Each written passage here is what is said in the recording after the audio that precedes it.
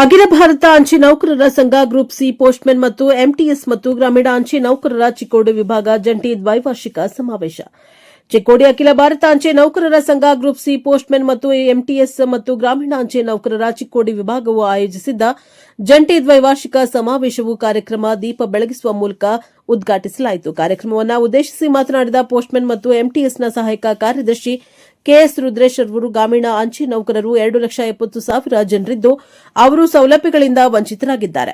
ವಿಶೇಷವಾಗಿ ಅವರು 7 ಮತ್ತು 8ನೇ ವೇತನ ಆಯೋಗದಿಂದ ವಂಚಿತರಾಗಿದ್ದಾರೆ. ಅವರನ್ನು ಈ ವೇತನ ಆಯೋಗದ ಯೋಜನೆಗೆ ಸೇರಿಸಬೇಕು.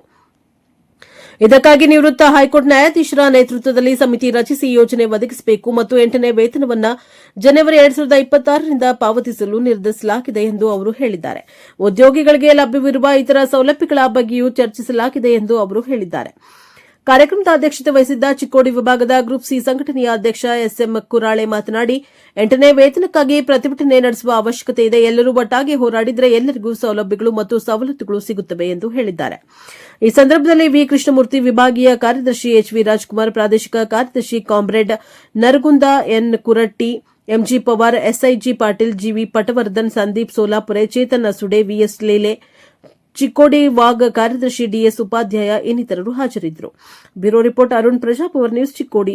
3 ಸಂಘಟನೆಗಳು ಸೇರಿ ನಾವಿಲ್ಲಿ ಲೋಕಲ್ನಲ್ಲಿ ಏನು ಸಮಸ್ಯೆ ಅದನ್ನ ಕೂಡ ಚರ್ಚೆ ಮಾಡಿದ್ದೀವಿ. ಇದಕ್ಕಿಂತ ಇಂಪಾರ್ಟೆಂಟ್ ನಾವೀಗ 8ನೇ ಪೇ ಕಮಿಷನ್ 1/1/26ರಿಂದ ನಮಗೆ 8ನೇ ವೇತನ ಆಯೋಗ ಬರಬೇಕಾಗಿದೆ. ಅದಕ್ಕೆ ನಾವೇನು ನಿರ್ಧಾರಗಳನ್ನು ತರಬೇಕು ಅಂತ ನಮ್ಮ ನೌಕರರುಗಳ ಹತ್ರ ಚರ್ಚೆ ಮಾಡಿ ಆ ಸಮಿತಿ ಮುಂದೆ ಈಗಾಗಲೇ ಸರ್ಕಾರ ಸಮಿತಿಯನ್ನು ರಚನೆ ಮಾಡಿದೆ. ಅದ್ರ ಮುಂದೆ ನಮ್ಮ ನೌಕರರಿಗೆ ಸಿಗಬೇಕಾದಂಥ ಸವಲತ್ತುಗಳೇನು ಅನ್ನೋದನ್ನು ನಾವಿವತ್ತು ಇಲ್ಲಿ ಡಿಸ್ಕಸ್ ಮಾಡಿದ್ದೀವಿ.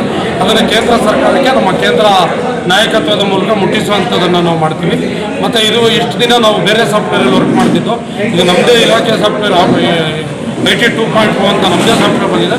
ಅದರಲ್ಲಿ ಆಗುತ್ತಾ ಇರ್ತಕ್ಕಂಥ ಕಷ್ಟ ಸುಖಗಳು, ತೊಂದರೆಗಳೇನು ಅನ್ನೋದನ್ನು ಚರ್ಚೆ ಮಾಡಿ ನಮ್ಮ ಉನ್ನತ ಅಧಿಕಾರಿಗಳಿಗೆ ನಾವು ಪ್ರಯತ್ನ ಮಾಡಬೇಕು ಅನ್ನೋಂಥ 2 ನಿರ್ಧಾರಗಳು ತಗೊಂಡಿದ್ವಿ. ಮತ್ತು ನಮ್ಮ ಅಂಚೆ ಇಲಾಖೆಯಲ್ಲಿ 2,70,000 ಗ್ರಾಮೀಣ ಅಂಚೆ ನೌಕರರಿದ್ದಾರೆ. ಅವರು ಸೌಲಭ್ಯದಿಂದ ವಂಚನೆಯಾಗಿದ್ದಾರೆ. ಅವರನ್ನು ಪ್ರತಿ 7 ಪೇ ಕಮಿಷನ್ ಹೊರಗಡೆ ಇಟ್ಟು ಪೇ ಕಮಿಷನ್ ಮಾಡಿದ್ದಾರೆ. ಈ ಪೇ ಕಮಿಷನಲ್ಲಿ ಅವರನ್ನು ಪೇ ಕಮಿಷನ್ ಒಳಗಡೆ ತರಬೇಕು ಅಥವಾ ಯಾರಾದರೂ ನ್ಯಾಯಮೂರ್ತಿಯಿಂದ ಒಂದು ಉಚ್ಚ ನ್ಯಾಯಾಲಯದ ನಿವೃತ್ತ ನ್ಯಾಯಮೂರ್ತಿ ಸಮಿತಿ ಮಾಡಿ ಅವರಿಗೆ ಪೇ ಕಮಿಷನನ್ನು ಕೊಡಬೇಕು ಅನ್ನೋ ನಿರ್ಧಾರಗಳನ್ನ ತಗೊಂಡು ಇವತ್ತು ನಾವು ಚಿಕ್ಕೋಡಿಯಿಂದ ಹೋಗ್ತೇವೆ. ನಮ್ಮ ನೌಕರರು, ನಮ್ಮ ಕಾರ್ಮಿಕರಿದ್ದಾರೆ, ಅವರಿಗೆ ನ್ಯಾಯ ದೊರಕಿಸ್ಕೊಡ್ಬೇಕು. ಅವರ ಸಮಸ್ಯೆಗಳನ್ನು ಗೌರ್ಮೆಂಟಿಗೆ ಮುಟ್ಟಿಸಿ ಅವ್ರಿಗೆ ಸಿಗಬೇಕಾದಂಥ ಎಲ್ಲ ಸೌಲಭ್ಯಗಳನ್ನು ಕೊಡಿಸೋದೇ ನಮ್ಮ ಹೋರಾಟ, ನಮ್ಮ ಸಂಘಟನೆ, ನಮ್ಮ ಸಭೆಗಳು. ಅದರ ಪ್ರಯುಕ್ತ ಇವತ್ತು ಚಿಕ್ಕೋಡಿ ಡಿವಿಷನ್ನಲ್ಲಿ ವಿಭಾಗದ ಸಭೆಗಳು ವಿಶೇಷವಾಗಿ ನಡೆದಿದೆ. ಇಲ್ಲಿ ಕೆಲವೊಂದು ಇದರ ಬಗ್ಗೆ ರೆಸಲ್ಯೂಷನ್ ಮಾಡಿದೆ. ಅದನ್ನು ಸರ್ಕಾರಕ್ಕೆ ಮುಟ್ಟಿಸುವಂಥ ಕೆಲಸ ಮಾಡ್ತೀವಿ. ಚಂದ್ರಸ್ವಾಮಿ ಅಂತೇಳಿ ಅಖಿಲ ಭಾರತ ಅಂಚೆ ನೌಕರರ ಸಂಘದ ಕರ್ನಾಟಕ ವಲಯದ ಅಧ್ಯಕ್ಷರು. ನಾವು ಈ ದಿನ ಚಿಕ್ಕೋಡಿ ವಿಭಾಗದಲ್ಲಿ 2 ವರ್ಷಕ್ಕೆ ಒಂದ್ಸರಿ ನಮ್ಮ ಅಧಿವೇಶನ ಹಮ್ಮಿಕೊಳ್ತೀವಿ.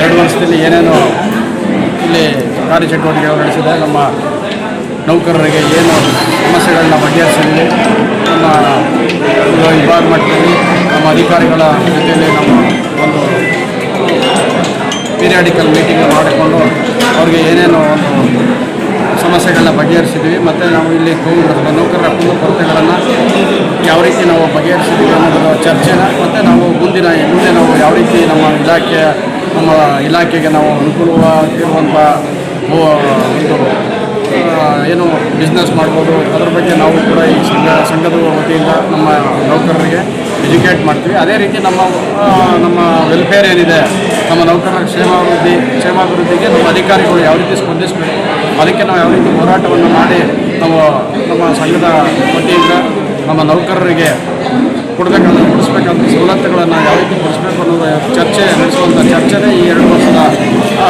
ಅಧಿವೇಶನ. 2 ವರ್ಷಕ್ಕೊಂದ್ಸರಿ ನಡೆಯುವಂಥ ಅಧಿವೇಶನ.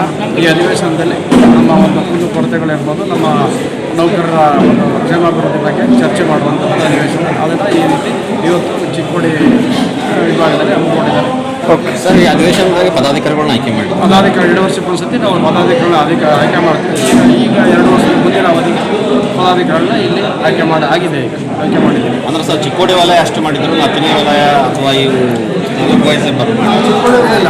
ಚಿಕ್ಕೋಡಿ ಬೆಳಗಾವಿಯಲ್ಲಿ 3 ವಿಭಾಗ ಆಯಿತು.